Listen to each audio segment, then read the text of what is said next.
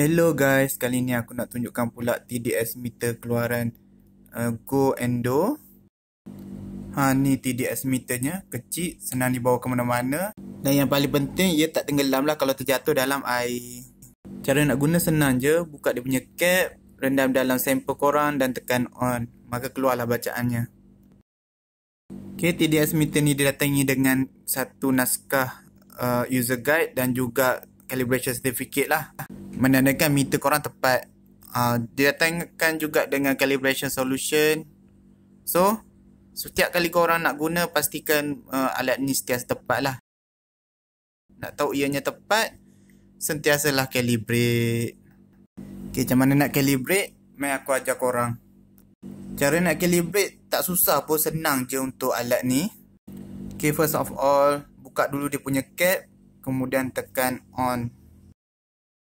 Dan rendamkan ke dalam RO water ataupun air suling dan biarkan sehingga bacaan dia stabil ataupun selama 5 minit lah. Okay, setelah bacaan tu stabil, kita tengok dulu sebelum dicelupkan ke dalam calibration solution. Tengok sama ada air ataupun sebarang mendapan lah. Okay, kalau ada air ataupun sebarang mendapan, cuma goncangnya saja. Jangan sentuh dia punya probe ya. Kalau tak, cepat rosak. Okay, kita tengok dah tak ada. So, kita boleh start dengan calibration lah. TDS calibration solution ni adalah pada kepekatan 1382 ppm pada suhu 25 darjah Celsius ya. Kali ni suhu memainkan peranan penting dah dalam menentukan kepekatan TDS untuk standard solution tu lah ataupun calibration solution tu. Jadi kita gunakan digital thermometer untuk kita check lah suhu calibration standard solution ni. Ni thermometer keluaran Nextec. Kalau korang nak, boleh dapatkan dengan kita lah. Sangat berguna. Bacaan cepat dan tepat. Nanti aku review thermometer ni kat korang. Kemudian kita tunggu sehingga bacaan suhu adalah stabil. Jadi bacaan stabilnya adalah sekitar 26 darjah. Okay, kita tengok belakang botol pula. Ada label kat situ. Jadi kat sini ada sedikit trik lah. Berdasarkan dengan label yang ada dekat belakang botol tu, kita kena buat sedikit graf lah untuk tentukan berapa suhu, berapakah kepekatan bergantung pada suhu cecair calibration solution tu lah. Okay, daripada belakang botol tu, kita just copy paste saja. Kita boleh tengok suhu dan juga kepekatannya. Kita masukkan ke dalam Excel, kemudian kita akan bina graf berdasarkan Excel ni. Kita tekan insert graph dan pilih scattered chart ataupun graf taburan. Kita buat scattered chart lah. Kita tukar tajuk kepekatan melawan suhu.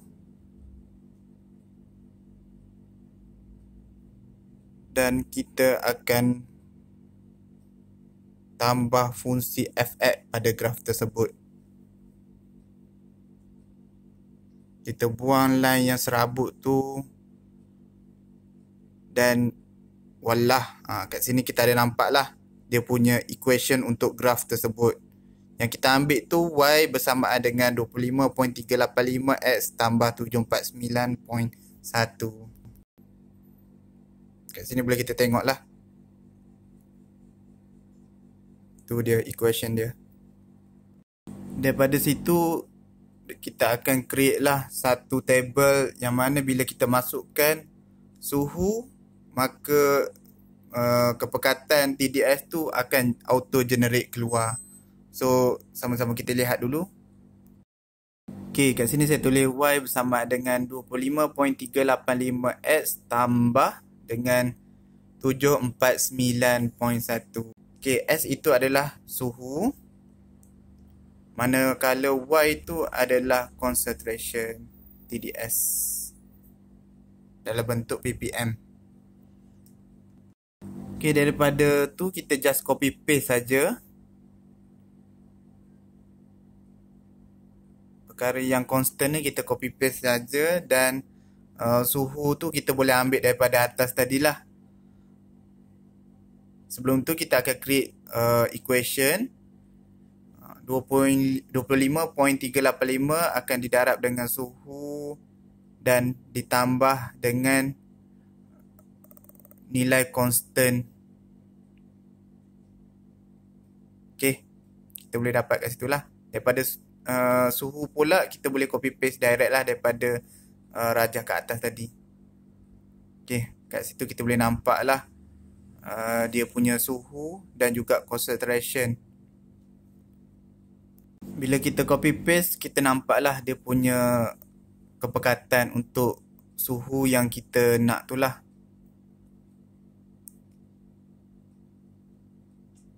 Okay, bila kita dah dapat semua ni, kita just copy equation tu dan kita pastekan. Kemudian pada ruangan suhu tu kita boleh letak berapa yang nilai yang kita dapat tadi. Contohnya kita nak bagi sini 26.5 lah, maka kepekatan yang perlu kita calibrate adalah 1422 ppm. Okay, contoh yang kita dapat tadi adalah 26 darjah Celsius. Jadi kita letakkan nombor 26 darjah pada suhu. Kemudian kita dapatlah bacaan yang perlu kita calibrate adalah 1409. Jadi jom kita teruskan dengan calibrate kita. Pastikan air tadi dalam ruangan probe. Kemudian kita buka cap dia. So kita nampaklah situ adalah kompartmen bateri dan juga screwdriver. Tu satu saja skru yang kita perlu pulas untuk buat calibration tu lah. Simple je. Okay, kita ambil calibration solution tu. Kemudian celupkan. Nilai bacaan tadi yang kita dapat adalah 1409. Jadi kita biarkan seketika supaya bacaan tu stabil. Ataupun biarkan selama 5 minit dahulu. Kemudian apabila bacaan stabil, kita akan pulas skru yang ada kat atas tu lah. Okay, kita akan pulas sehingga bacaan tu mencapai 1409 sebagaimana yang kita dapat tadi lah. Okay, kita try pulas ke kiri ataupun ke kanan. Tengok sama ada bacaan tu meningkat ataupun menurun. Okay, bila dah setting pada 1409 tu, kita biarkan sehingga bacaan menjadi stabil, agak-agak stabil. Kemudian, okay, dah siap, tu saja. Kita boleh off dan lapkan bahagian probe. Pastikan jangan kena bahagian dalam probe tu ya. Simpan skru ke dalam kompartmen skru dan tutup capnya. Pastikan air ataupun solution tak ada dalam probe. Kalau ada, kita just goncang saja. Kemudian tutup dengan secure cap. Harap video ni memberi manfaat kepada korang lah. Okay? Wallah.